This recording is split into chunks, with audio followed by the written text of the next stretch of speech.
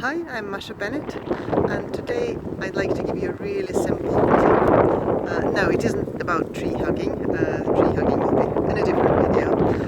But today I'd like to ask you to pay attention to your shoulders a few times a day and just notice how much tension you carry in your shoulders. And most of us will carry quite a lot of tension. So when you pay attention to your shoulders, see are they relaxed, are they tense, and even if you think that they're relaxed, see if you can drop your shoulders even further down than they are now. And certainly if you notice any tension, see if you can make your shoulders to go as far down as they can, and that will hopefully help you to release some of the tension in the shoulders. So maybe repeating it a few times, bringing your shoulders up and down a few times.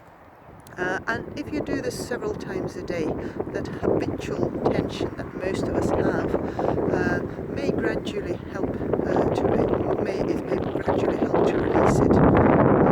for your posture, good for your health generally, good for your stress levels.